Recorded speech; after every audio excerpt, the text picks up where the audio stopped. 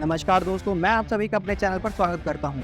दोस्तों, 2023 जाने से कैलेंडर में तारीख बदली और साल बदल गया, पर एक चीज़ जो नहीं बदली वो है पाकिस्तान और चीन की नीयत। दोस्तों, भारत ने आज़ादी के बाद से बहुत से युद्ध लड़े हैं, जिनसे भारत ने एक चीज़ सीखी है, वो ये है कि दुश्मन को हराने के लिए हमेशा खुद को उससे आगे रखना होगा, फिर चाहे वो घातक हथियार बनाकर हो या जासूसी सैटेलाइट को अंतरिक्ष में भेजकर। दोस्तों, 2024 में भारतीय सेना अपनी सैन्य क्षमताओं को और बढ़ाने जा रही है, जिससे चीन और पाकिस्तान को सैन्य मामलों में पीछे छोड़ सके। पर भारत में हो रहे इन सैन्य बदलावों को चीन बहुत ध्यान से देख रहा है और भारतीय वैज्ञानिक भी भारत के दोनों दुश्मन चीन और पाकिस्तान की बढ़ती ताकत को देखते हुए भारतीय सेना को नए और फ्यूचरिस्टिक हथियारों से लैस करने पर लगे हुए हैं। दोस्तों, डीआरडीओ और भारत के अन्य डिफेंस क्षेत्र की कंपनियां मिलकर भारतीय सेना के लिए घातक और आधुनिक हथियार बना रही हैं। भारत में बन रहे इन हथियारों को लेकर चीनी और पाकिस्तानी मीडिया दोनों मिलकर भारतीय सरकार पर अंतर्राष्ट्रीय दबाव बनाने की कोशिश कर रही हैं। लेकिन दोस्तों, भारत इतना सक्षम हो गया है कि अब किसी भी अंतर्राष्ट्रीय दबाव का उस पर कोई असर नहीं पड़ने वाला। इनमें से कुछ हथियार जो लगभग बनकर तैयार हो चुके हैं, भारत उन हथियारों को भारत पाकिस्तान और भारत चीन की सीमा पर तैनात करने की योजना बना रहा है। दोस्तों, ये बात किसी से छुपी नहीं है कि चीन बहुत जल्द एक सैन्य शक्ति बनने वाला है और उसकी दूसरे देशों को कर्ज देकर डुबाने की नीति से सभी देश अच्छी तरह से वाकिफ हैं और भारत को चीन के इस बढ़ते इन्फ्लुएंस को रोकने के लिए अपने पुराने दोस्त रशिया की आवश्यकता है। परंतु दोस्तों, रूस अभी यूक्रेन के साथ हो रहे युद्ध में व्यस्त है, इसलिए चीन को सैन्य मामले में काउंटर करने के लिए भारत का साथ अमेरिका दे रहा है और भारत अमेरिका से भी उन्नत तकनीक के घातक हथियार खरीद रहा है। दोस्तों, आज के वीडियो में हम जानेंगे कि भारत 2024 में अपनी सेना में कौन कौन से हथियारों को शामिल करने जा रहा है। तो चलिए दोस्तों, बिना वक्त गवाए जानते हैं इन हथियारों के बारे में। दोस्तों, वीडियो में आगे बढ़ने से पहले अगर आपको वीडियो अच्छी लगे तो वीडियो को लाइक, शेयर और चैनल को सब्सक्राइब करना ना भूलें। चलिए दोस्तों, शुरू करते हैं। दोस्तों, पहला हथियार जो भारतीय सेना 2024 में अपने बेड़े में शामिल करेगी वो है स्कॉर्पियन क्लास की आईएनएस वागशीर। दोस्तों, आईएनएस वागशीर को प्रोजेक्ट 75 स्कॉर्पियन के अंतर्गत बनाया गया है। इस प्रोजेक्ट के अंदर 5 सबमरीन भारतीय नौसेना में पहले ही शामिल की जा चुकी हैं।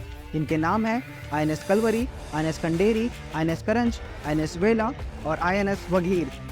दोस्तों, इस सबमरीन का नाम वागशीर हिंद महासागर की गहराई में पाई जाने वाली एक शिकारी मछली के नाम पर रखा गया है। ये मछली रेत में छुपकर अपने शिकार पर हमला करती है। इस सबमरीन को पहले रूस से खरीदकर भारतीय नौसेना में दिसंबर 1974 में शामिल किया गया था और अप्रैल 1997 में इसे रिटायर कर दिया गया। यह प्रोजेक्ट 75 के अंतर्गत बनाई गई स्कॉर्पियन श्रेणी की पनडुब्बियों में से आखिरी है और 2024 के मध्य तक भारतीय नौसेना के बेड़े में शामिल हो जाएगी। दोस्तों, वागशीर एक डीजल इलेक्ट्रिक अटैक सबमरीन है जो दुश्मन पर समुद्र की गहराई में छुपकर हमला कर सकती है।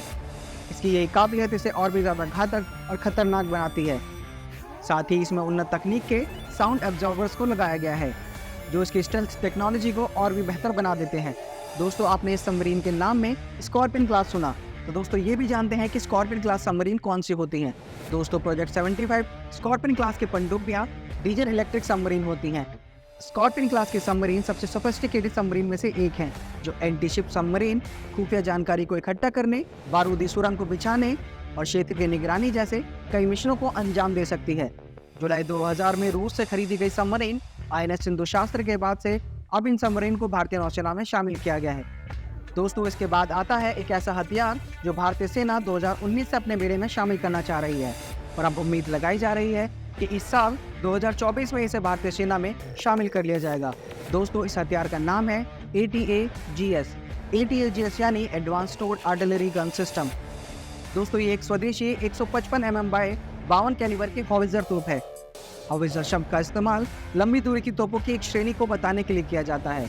इसे डीआरडीओ की पुणे स्थित armament research and development establishment द्वारा विकसित किया गया है। ये टैक्स परियोजना 2013 में डीआरडीओ द्वारा भारतीय सेना में सेवा में मौजूद पुरानी बंदूकों को आधुनिक 155 mm तोपों द्वारा बदलने के लिए शुरू किया गया था। ये लंबे समय तक बिना रुके फायर करने और लो मेंटेनेंस वाली तोप है और इसके द्वारा सटीकता को बनाए रखने के लिए ये टैक्स को पूरी तरह से इलेक्ट्रिक ड्राइव के साथ कॉन्फ़िगर किया गया है। इन तोपों की खासियत ये भी है कि इन्हें लाना और ले जाना बहुत आसान है और ये बहुत कम समय में डिप्लॉय होकर फायरिंग शुरू कर सकती हैं। दोस्तों, ये specialised gun system C4I command, control, communication, computer and intelligence system के साथ काम करता है, जिससे इस तोप के भारतीय सेना में शामिल होने पर भारतीय सेना को जंग के मैदान में अभूतपूर्व ताकत मिलती है। इन 8 टैक्स तोपों को धनुष, जो कि एक पुराना आर्टिलरी सिस्टम है, की जगह लेने के लिए बनाया जा रहा है।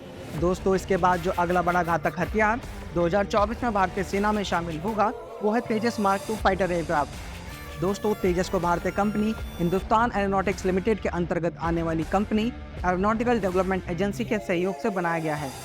इस जेट को 1 या 2 पायलट द्वारा ऑपरेट किया जा सकेगा। ये राफेल जेट से भी ज़्यादा घातक और ताकतवर होने वाला है। इसका अंदाज़ा आप इस बात से लगा सकते हैं कि राफेल की स्पीड 1912 किलोमीटर प्रति घंटा है, वहीं तेजस मार्क 2 की गति 2 मैग यानी 2457 किलोमीटर प्रति घंटा के आसपास होगी और इतनी स्पीड पर यह दुश्मनों के होश उड़ाने के लिए तैयार हो रहा है।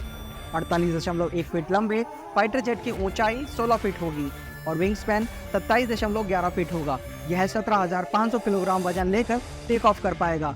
इसमें जनरल इलेक्ट्रिक का GEF 414 इंजन लगाया गया है, जो इसे 98 किलो न्यूटन की ताकत देगा और ये 56,000 फीट की ऊंचाई से दुश्मनों पर हमला करने में सक्षम होगा।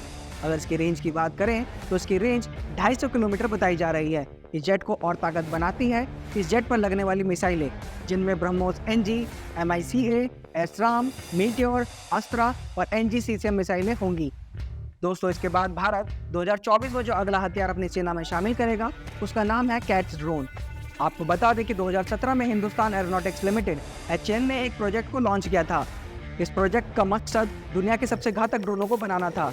इस प्रोजेक्ट का नाम कैट्स प्रोग्राम रखा गया। कैट्स यानी कॉम्बैट एयर टीमिंग सिस्टम। इस ड्रोन से दुश्मनों पर निगरानी और सटीकता के साथ हमला भी किया जा सकेगा। इसकी एडवांस टेक्नोलॉजी इसको सबसे खास बनाती है। ये ड्रोन 100 से 170 किलोमीटर की रेंज में कई तरह के काम कर सकता है। दोस्तों, कैट्स प्रोजेक्ट के तहत भारत 4 तरह के ड्रोन बना रहा है, जिनमें cats warrior, cats Hunter, cats alpha और कैट्स इन्फिनिटी ड्रोन शामिल हैं। इस प्रोजेक्ट में HAL, DRDO और प्राइवेट सेक्टर की 2 संस्थाएं मिलकर काम कर रही हैं। कैट्स ड्रोन में PTAE-7 ट्विन टर्बोजेट इंजन लगा है। ये ड्रोन 2 से 4 का फॉर्मेशन बनाकर हमला करते हैं।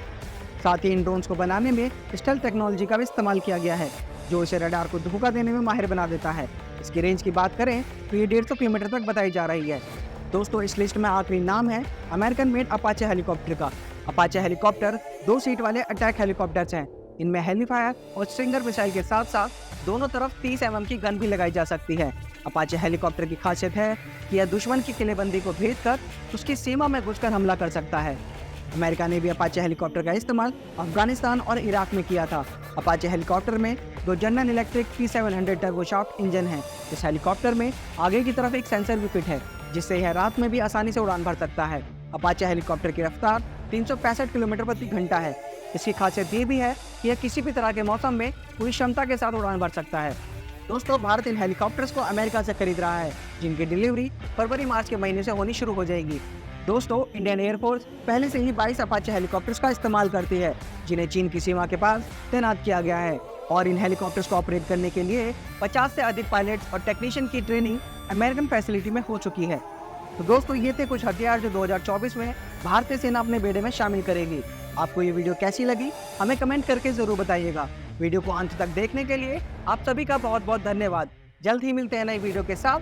तब तक के लिए जय हिंद, जय भारत।